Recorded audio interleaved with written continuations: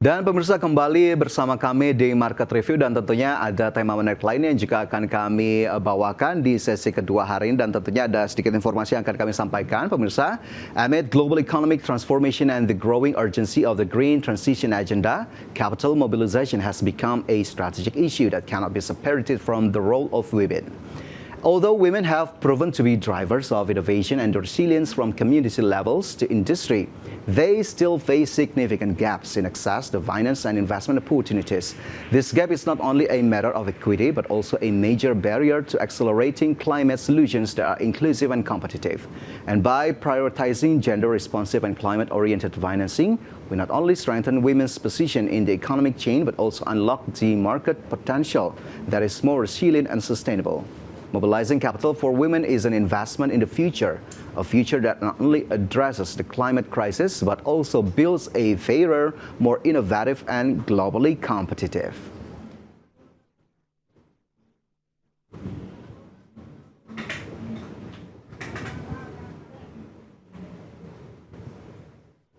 And viewers, to get a deeper understanding, today Market Review will discuss about closing the gap, mobilizing capital for women and climate. And join us already in the studio, Mr. Priyang Tiwari, Senior Director Research, Advisory and Government Relations of Impact Investment Exchange, or IIX. Thank you very much, Mr. Tiwari, for coming us today. Thank you for having me on the show. Okay, so we'll talk about closing the gap and mobilizing capital for women and climate. Maybe my first question would be like, would you please firstly explain what is Impact Investment Exchange, what does IIX do, and what is the mission or objective?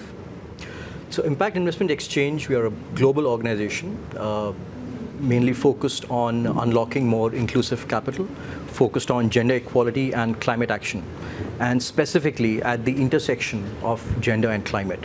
So we do this through various financing, innovative financing instruments, of course with a lot of support on research, on advisory services, as well as building institutional capacity in different countries. We are quite active across the global south, and specifically in South and Southeast Asia, and we have a lot of active presence, and we hope to go deeper in the Indonesian market as well. One thing that we actually have been advocating along with our partners is something called the Orange Movement. Orange symbolizes the color of UN SDG 5, which is gender equality. And the goal really is to see how can we support more women get access to capital and therefore make financial markets a lot more equitable and a lot more inclusive. Okay, that's quite interesting. What is the mission and for the IIX itself? Orange Movement, you already stated. We know that Orange Capital has been deployed in Indonesia, but how has it performed from a market and impact perspective? Well, that's a good question, because Indonesia, the way we look at it is that Indonesia is already a pioneer in sustainable finance markets. We have seen upwards of $11 billion being mobilized through various thematic bonds. So there is already this strong foundation that's been set in Indonesia, of course enabled by policy regulations and environment through OJK, IDX, the government as well. So this has allowed us to really position Indonesia as the most ideal country to introduce orange capital markets. I think a recent case in point that I'd like to highlight here is the landmark issuance of Indonesia's first orange bond and the world's first orange sukuk by PT PNM, directly benefiting last mile ultra micro women entrepreneurs. The instruments were very well received by the market. In fact, they got a rating of ID AAA, which really enhanced the credit worthiness, but also boosted investor confidence. And we see this really translating into the way the instrument was received. PNM now has looking to mobilize 16 trillion rupiah across multiple tranches of orange bonds in sukuk. And in fact, the first tranche earlier this year was significantly oversubscribed. So that tells us that there is a tremendous market potential for orange instruments in Indonesia. What we need to do is just work with the right stakeholders in Indonesia to see how we fully unlock this potential. So given all of this, we do see that there is a huge opportunity for us to really look at Indonesia as a champion in orange capital. And of course, on the impact side, these proceeds will benefit micro women entrepreneurs, and we expect to see very specific impact and data numbers over the coming weeks as the proceeds are being deployed in line with the global Orange Bond principles. So actually, Indonesia has issued the world's largest orange bond, but what makes Indonesia's capital market approach unique as a model for the region? So for us, it's been a very interesting collaborative experience in Indonesia. We see that from a policy standpoint, you have initiatives such as the OJK Sustainable Finance Roadmap. You have incentives from OJK as well as IDX to support issuances. Yeah. There is a good level of commitment from the government. We also see private sector stepping up to actually look at issuances. So all these factors have sort of come together to really create the ideal capital market environment for more such issuances to happen. So we look at Indonesia as a market that really has this potential to also demonstrate to the region how inclusive markets and inclusive capital can be unlocked. Then, of course, there is the Sharia finance market. Yeah. And Indonesia is, again, very active in pioneering Islamic financial instruments. We see this, of course, with PT PNM's issuance of the world's first orange sukuk, which in itself is creating history in the region. So really, there is opportunity for us to see how Indonesia can be a benchmark for other Islamic nations to also embrace and reimagine what Sharia financing can do to support inclusive development. But regarding what we can see, the condition, the supportive condition, the collaboration that you already mentioned, did you find any challenges or any difficulties in developing in Indonesia market regarding the orange capital market itself? I think, as I said, I think that given the strong foundation and the great policy support we have got from stakeholders like IDX, OJK, and the government, we've been working very closely with stakeholders like Ministry of Finance, UNDP, of course the regulators, Bapenas as well, and the whole financial ecosystem. And the goal was to see how we can systematically introduce orange in Indonesia. So there are always challenges when you introduce a new asset class, and that too a cross-cutting asset class like orange. But really, I think the approach of IX has been to see how we bring all the stakeholders together to make sure that there is enough market education, enough awareness, there is investor engagement, and all these things happening at the same time, so that the forces to be sort of come together to make orange capital a reality. So I think it's more about trying to really engage with the ecosystem to make sure that whatever challenges must be addressed, they are being addressed collectively. Okay, challenges must be addressed, and one of them is educate or engage the society itself to enlarge the orange market or orange capital market instrument itself in Indonesia. Right, there are still many questions for you, Mr. But we should take a break first. And pemirsa, tetaplah bersama kami. Market Review segera kembali sesaat lagi. Terima kasih Anda masih bersama kami di Market Review, pemirsa, dan kembali kita lanjutkan diskusi kita hari ini terkait dengan Closing the Gap, Mobilizing Capital for Women and Climate. Dan tentu masih bersama kami Mr. Priyan Tiwari, Senior Director Research Advisory and Government Relations of Impact Investment Exchange. So my next questions, Mr. Tiwari, is if we talk about the instrument itself, beyond bonds, what other orange capital instruments and market infrastructure is in developing in Indonesia? So, I think the first issuance itself has created history for orange capital across the world. And it's not only orange bond, which of course in itself is a great success for Indonesia, but also the sukuk, which is really unlocking Islamic finance. What we have seen in Indonesia is, IX, along with partners like Ford Foundation, we have been trying to engage the entire financial ecosystem. And we are bringing together private sector, regulators, government, to really see how we can close the gap on technical understanding and really demonstrating the opportunity and potential of orange. So we have done this through various workshops that we have conducted. We designed training programs for stakeholders to understand orange capital. We also developed orange bond and sukuk frameworks in line with the OJK guidelines and, of course, aligned with the global and ICMA best practices and standards. And really looking at what are those very precise policy recommendations that are needed to actually scale up more inclusive capital through orange. what this has led to is really helping us bring in many more international partners to collaborate with us. So we are working with the Canadian government now to help build the impact investing ecosystem overall in the market and really unlock more sustainable finance, which is a lot more inclusive. So the engagement is happening on one hand with the supply of capital, getting the investors ready, getting the education out there. On the issuer side, to understand how can they embrace orange capital instruments, but also on the capacity side. How do you build institutional capacity for the regulators, for the enterprises, for the other users of capital? So all these things, I think, is something that we've been doing quite actively in the market, and therefore we see tremendous potential for us to scale this up with the strong foundation and precedents that have been set in the market already. So you say that the orange bond, one of them, is quite successful. How did the market respond to the bonds or maybe the other instrument itself? Is the demand is already increasing right now? Well, the first tranche of orange bond that was issued by PNM was significantly oversubscribed. So was the Sukuk.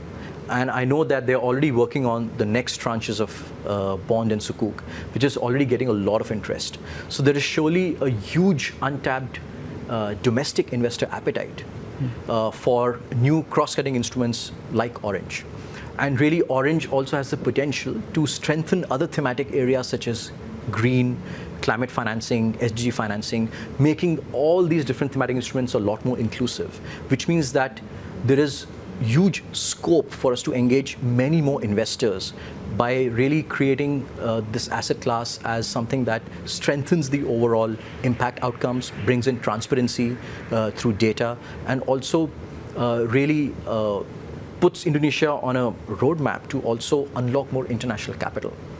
So going forward, what we see is a lot of interest actually coming in from other banks and financial institutions to look at orange instruments, but interestingly, also from infrastructure companies and other value chain sectors to see how orange can strengthen their climate financing, their green bonds, their thematic focus areas. So we see this huge opportunity across sectors, across thematic areas to really orange sort of bringing all these things together and making capital a lot more inclusive in Indonesia. Similarly, I think the bigger opportunity is to see how do we take this learning to other markets in the region that are also looking to make capital a lot more inclusive. What are those specific activities that Indonesia has done where they can be more knowledge sharing across the ASEAN region in particular, and really position Indonesia as a regional pioneer in orange capital markets. And we see this now appetite coming from many of the markets in ASEAN as well. With benchmarks being set in Indonesia, there is this opportunity for us to really engage in the region and really create a more collaborative, connected financial market. The other thing that I like to highlight is Indonesia has a very vibrant domestic financial market, right? We all know that. We are at IDX. You are champions of building the whole financial market in Indonesia. So it's very vibrant already. But what Orange can actually do is also bring in significant international capital. By engaging with the right stakeholders, partners, investors globally, creating the right impact outcomes using data, global standards, transparency to really attract more international capital, which will then link the Indonesian capital markets more deeply with the regional and global financial markets. So that's the bigger opportunity. How do you put Indonesia on that pathway? Who can be those stakeholders, those companies that can actually willingly embrace this? And that's really the way forward for us. How do you scale it across sectors? How do you scale it across different partners? And we are actually looking forward to working with many more partners to actually do this. And therefore, you'll see that this year, our Global Orange Forum is here in Jakarta. And the goal really is to take this conversation to the region towards the shared goal and mission of building inclusive capital markets. Okay, so what's next for the Orange movement in Indonesia, and how are you planning to scale Orange capital regionally? So next, I think for us really is scale, right? And scale comes not from isolated one or two activities. Scale comes from using the history that's been made in Indonesia with the landmark issuance to now help other issuers also adopt it, right? So scale comes from going across different sectors to actually unlock it. And scale comes from engaging many more investors into the conversation. So to us, it's more about scale. But for scale to happen, what is needed is how do you institutionalize orange capital? How do you institutionalize that in policy reforms? How do you institutionalize orange in the development agenda of the government? So that's the bigger opportunity for us to see how do you institutionalize orange capital so that many more issuers embrace it. And partners like IDX, like OJK, continue supporting it, through the right incentives, to the right participation. So that really is the bigger opportunity. And then take this learning to the region. Take the whole learning from Orange Sukuk to other Islamic countries that are looking to reimagine what Sharia financing can do for inclusive development. Take those learning to those markets. Take the whole orange bond ecosystem that we have built here to other countries in the region, and therefore position Indonesia as a regional pioneer. I think that is the opportunity all of us need to collectively work toward. And that's what we are doing here at the forum, bringing all the people together to really spotlight Indonesia and help other countries understand what Indonesia has done that can be adopted by other countries.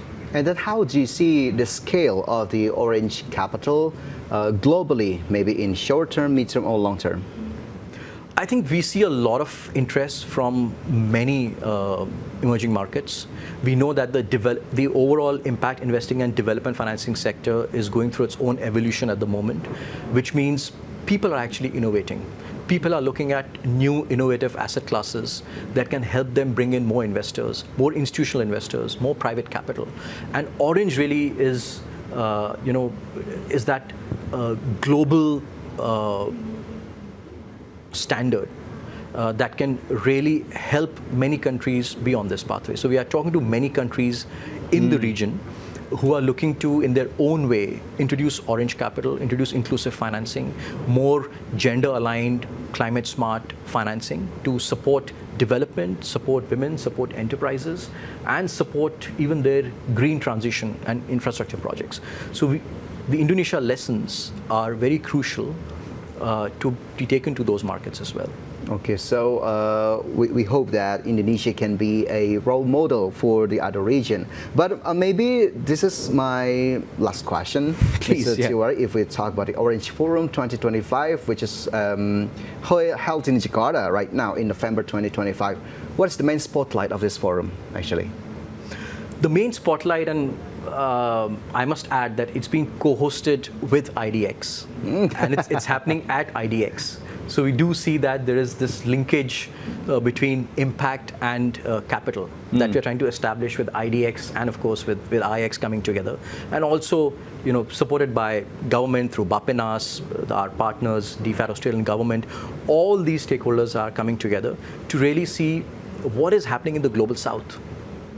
With all that's happening in the development sector, in the financial sector at the moment, around the world, how is Global South responding to it? What solutions is Global South building? How is Global South innovating? And within Global South, how Indonesia has taken the lead to really show the way. And that's where the forum is here. So a lot of our conversations will focus, one, of course, on spotlighting Indonesia's achievements, but also bringing in aspects of global standards, data, transparency, going beyond banking, finance sector, looking at really, as I said, infrastructure, value chain where orange gender can come in.